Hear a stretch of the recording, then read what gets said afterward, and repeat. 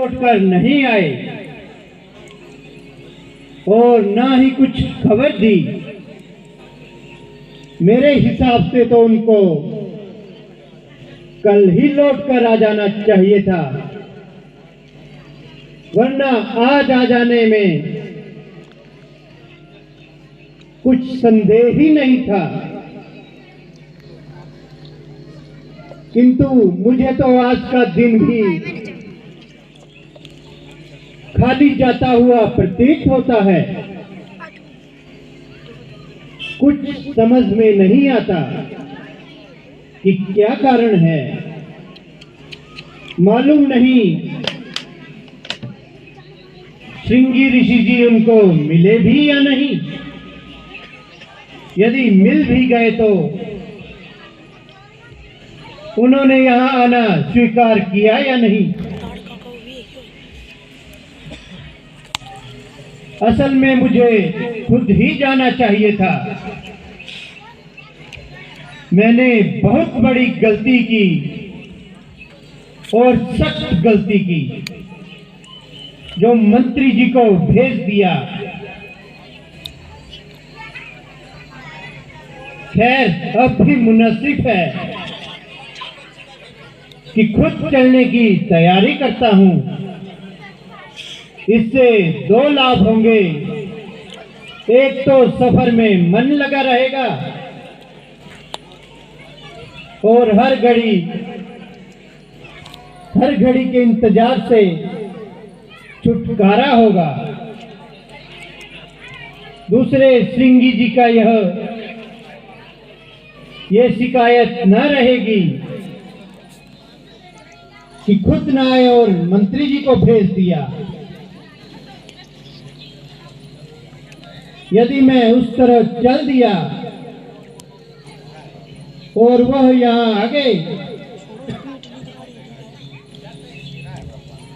तो और भी खराबी होगी।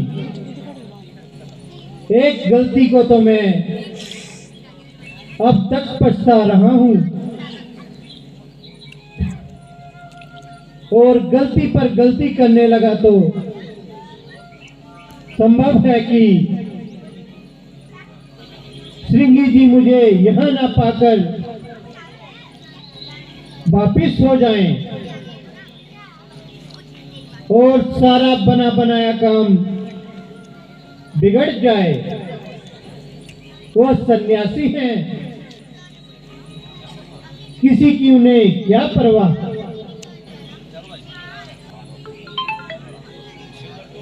महाराज, मंत्री जी श्रृंगी जी सहित पधारे हुए हैं और ड्यूटी पर विराजमान हैं। दास को खबर देने के लिए भेजा है, क्योंकि बगैर सूचना दिए दरबार में आना राज नियम के विरुद्ध है। हुक्म हो तो अंदर भेज दूं या जैसा आप कहे। क्या श्रृंगी जी तशरीफ लाए हैं? हाँ महाराज, ड्यूटी पर विराजमान हैं। बहुत अच्छा। मैं उनके स्वागत के लिए खुद चलता हूँ।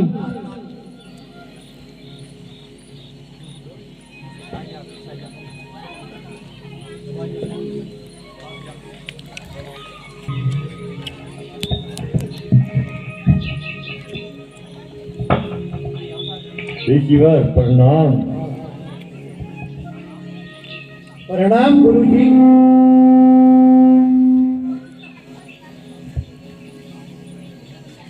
आपने बड़ी दया की।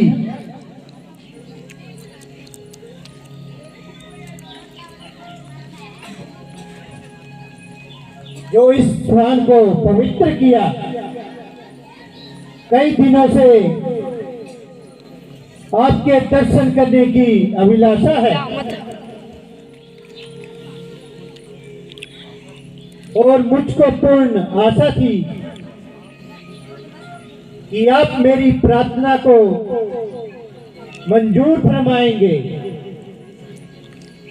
और हमेशा के लिए मशहूर फरमाएंगे। खुद ना हाजिर होने पर सख्त शर्मसार हूं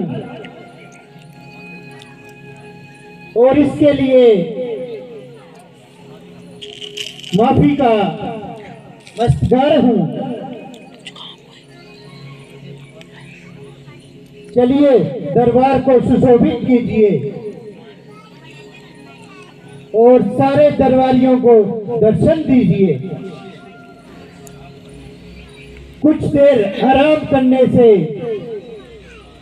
सफर की थकान दूर होगी। पूर्ण है, चेहरे पर बहुत सी उदासी छाई है और हमारे अनुभव में ये बात आई है कि केवल आपके दर्शनों ने ही भीड़ बंधाई है। तकदीर के खोए हुए से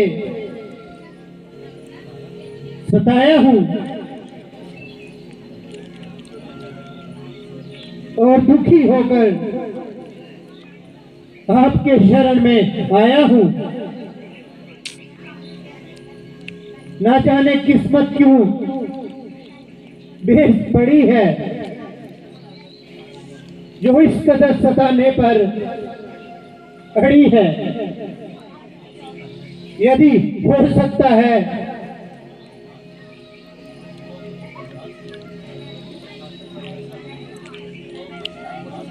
तो कुछ इंतहात कीजिए, वरना मुझको अपने हाथों से संन्यास दीजिए। दशरथ सब कुछ छोड़ने को तैयार है,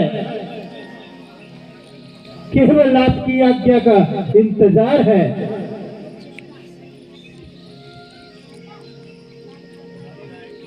राजन, ये कैसी बात करते हो?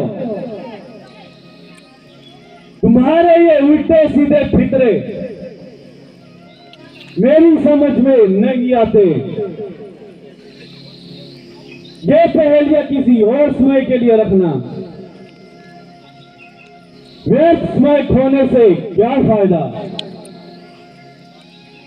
इतनी देर से बात कर रहे हो, परंतु सत्य कहता हूं,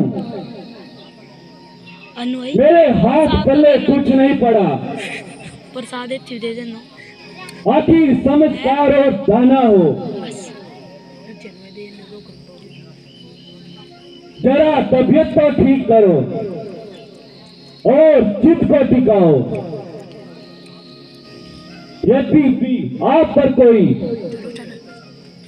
मुसीबत सख्त है, मगर परीक्षा का यही समय है जो ऐसे समय से डगमगाएगा ओए कानू आगे दिख। वो दुनिया में कभी सफलता नहीं पाएगा।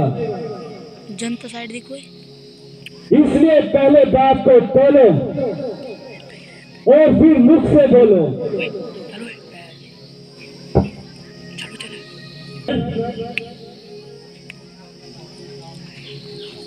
उम्र का बहुत सा मुखी हिस्सा गुजर चुका है। जवानी के दिन एक एक करके खत्म हो गए। बुढ़ापा आने लगा, डील दे नहीं। परंतु आज तक औलाद से खाली हूँ। अपने तमाम उपाय कर चुका, यहाँ तक कि वेदों की आज्ञा के विरुद्ध लगातार 3 शादियां करके दुनिया में भी बदनाम हुआ। पीछे से बोलेगा तो चल जाना, ठीक है। परंतु सिवाय निराश होने के कोई लाभदायक परिणाम न निकला।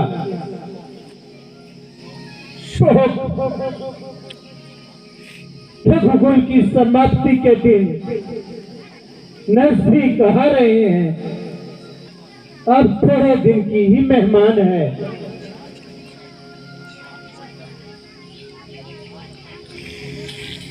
आप लोग जब इस कुल की वंशावली पढ़ा करेंगे, दशरथ के नाम के साथ रपूंगा शब्द लगाकर मुझ भाग्यहीन को उनका अंत करने वाला कहेंगे। यह विचार है हर समय मुझको जलहीन मीन की तरह तड़पाते रहते हैं। एक दिन दरबार में बैठे बैठे इन्हीं विचारों से दिल से दिमाग और दिमाग से दिल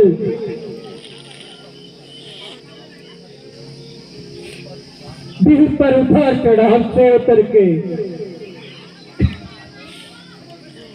मेरी हालत को बदल दिया। गुरु वशिष्ठ जी प्रथम दर्शक थे,